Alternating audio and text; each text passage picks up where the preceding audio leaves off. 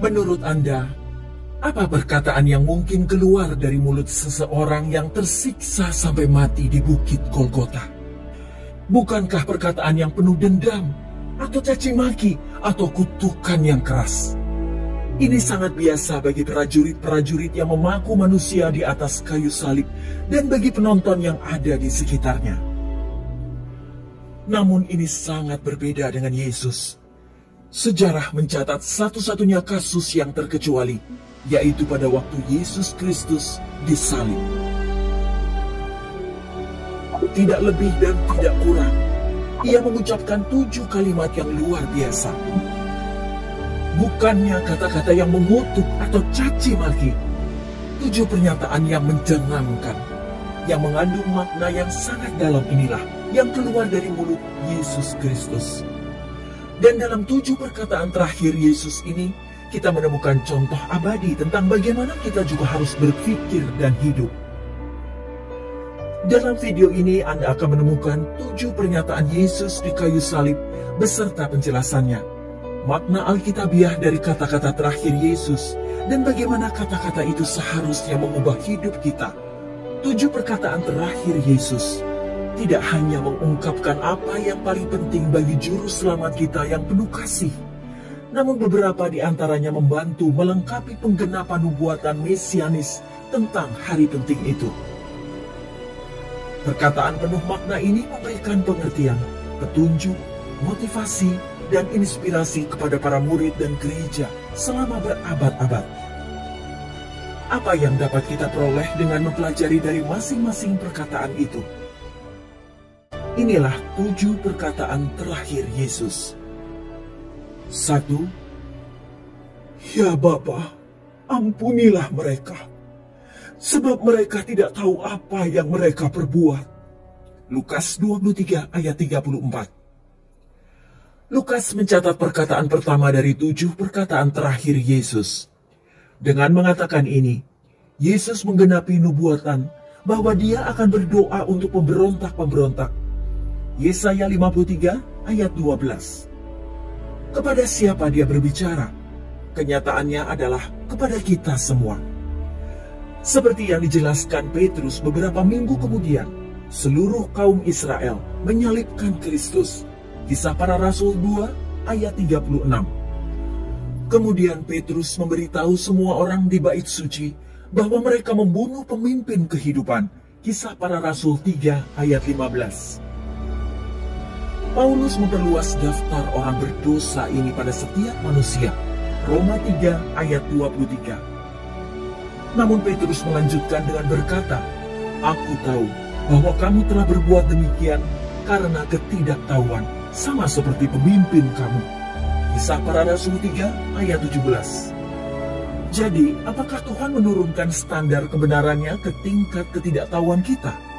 Tidak. Ketidaktahuan bukanlah ketidakbersalahan. Maka Petrus mendesak mereka untuk bertobat, berbalik dari dosa-dosa yang membuat Kristus harus mati dan mendapatkan pengampunan.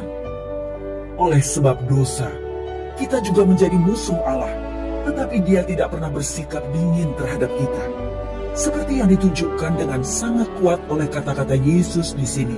Bapa, ampunilah mereka, sebab mereka tidak tahu apa yang mereka perbuat. Oleh karena itu, bisakah kita melakukan hal yang sama? Mengasihi musuh-musuhmu, memberkati mereka yang mengutuk kamu, berbuat baik kepada mereka yang membenci kamu, dan berdoa bagi mereka yang dengan kejam memanfaatkan kamu dan menganiaya kamu. Matius 5 ayat 44. 2. Sesungguhnya hari ini juga engkau akan ada bersama-sama dengan aku di dalam Firdaus. Lukas 23 ayat 43. Lukas juga mencatat perkataan kedua dari 7 perkataan terakhir Yesus.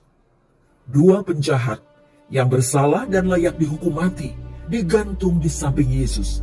Keduanya telah mencerca Dia.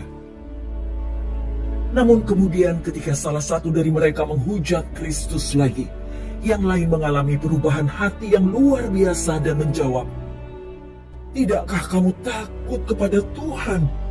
Lukas 23 ayat 40. Mengingat bahwa mereka menghadapi penghakiman di hadapan Allah, ia mengakui hukuman mereka yang adil dan Yesus tidak bersalah. Orang ini tidak melakukan kesalahan apapun. Ayat 41. Yang lebih luar biasa lagi, ia mengungkapkan iman bahwa Kristus akan memerintah atas kerajaan Allah yang akan datang.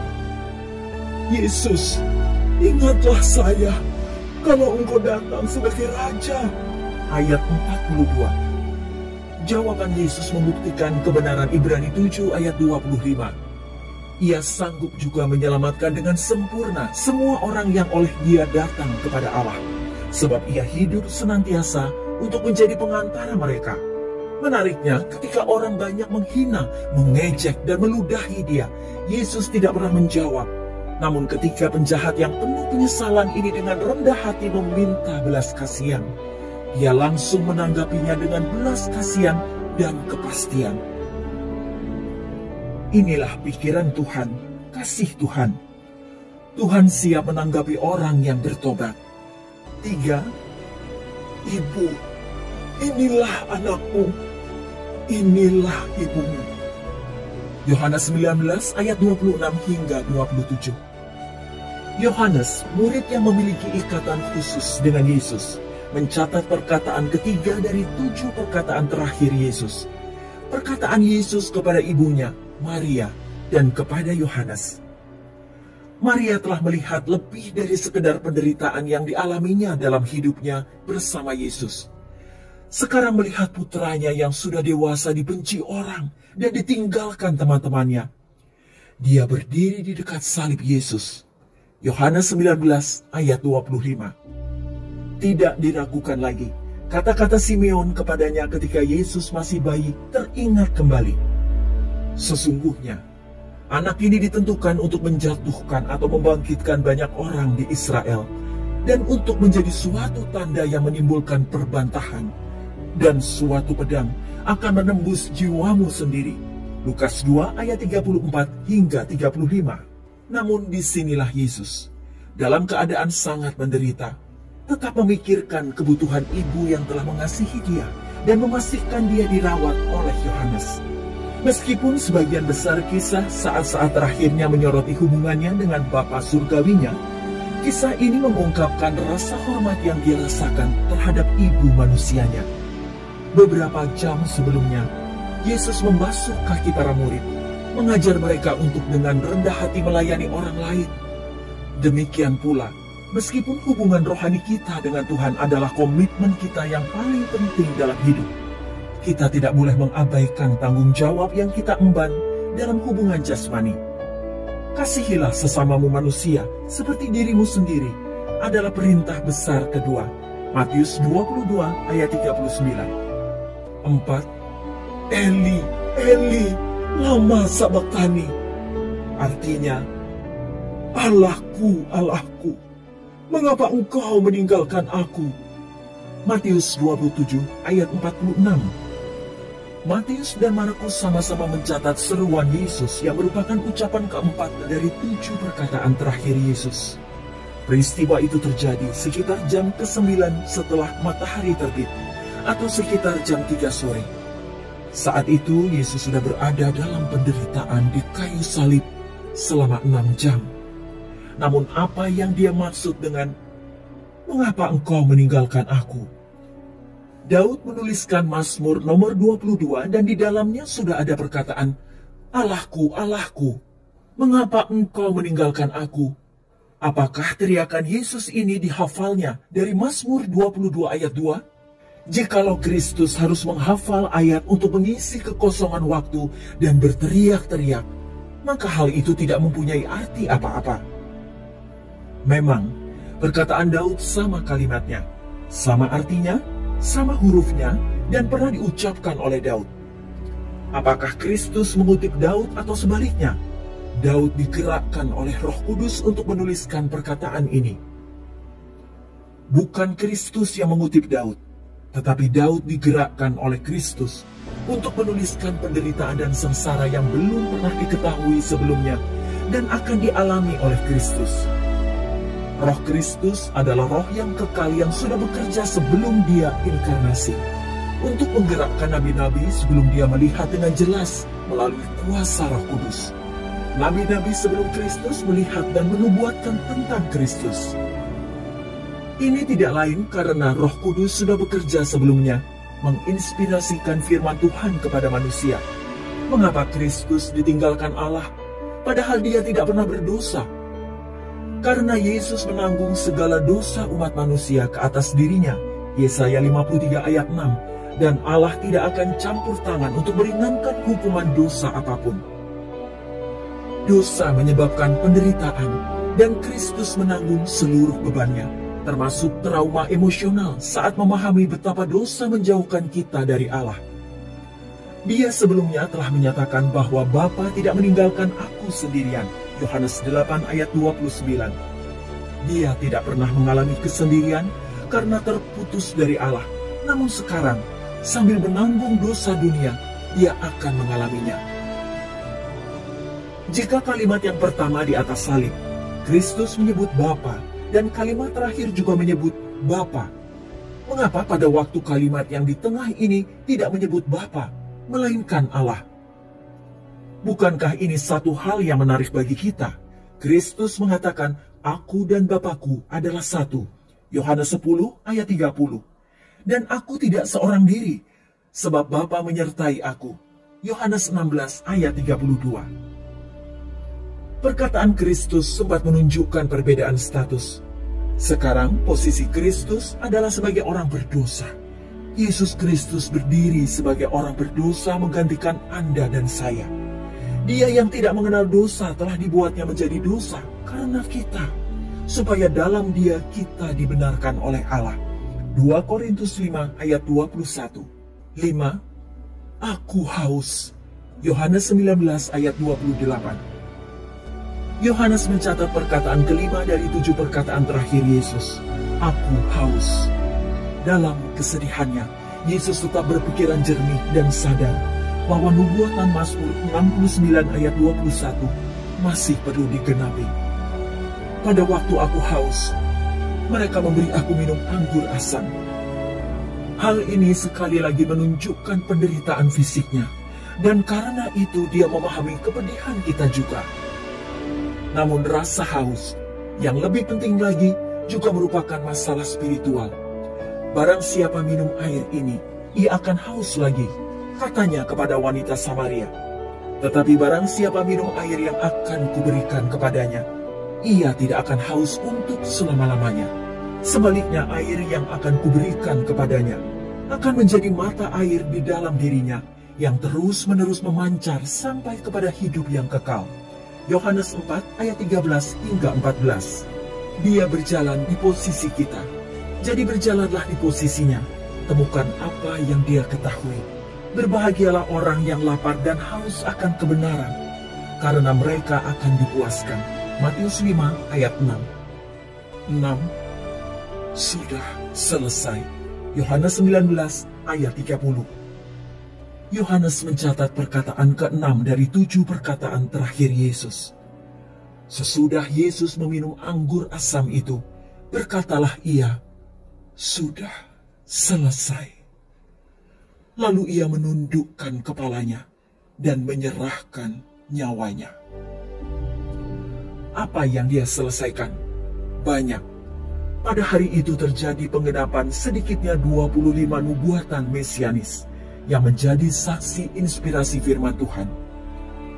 Pada usia 12 tahun dia berkata, "Aku harus mengurus urusan Bapakku." Lukas 2 ayat 49. Dan sekarang pekerjaan yang dipercayakan kepadanya telah selesai. Dia telah menyelesaikan pekerjaan utamanya dalam daging, mempersembahkan dirinya sebagai korban penebusan kita. Tubuhnya yang telah dipukuli dan darahnya yang telah tercurah untuk membayar dosa-dosa kita. Anak domba Allah yang telah disembelih, Wahyu 13 ayat 8, sekarang telah menang. Yesus, pencipta dan penyempurna iman kita, yang rela menanggung malu demi sukacita yang dianugerahkan kepadanya. Ibrani 12 ayat 2. Selesai jugalah nasib iblis. Melalui kematian Yesuslah ia memusnahkan dia, yaitu iblis, yang berkuasa atas maut. Ibrani 2 ayat 14. Iblis masih harus dibuang ke jurang maut. Namun waktunya sudah tiba. Hari pendamaian, salah satu hari suci Tuhan, menjelaskan bagaimana Tuhan akan menutup pintu iblis dan membuka pintu rekonsiliasi umat manusia dengan Tuhan. Apa yang Tuhan berikan untuk Anda selesaikan?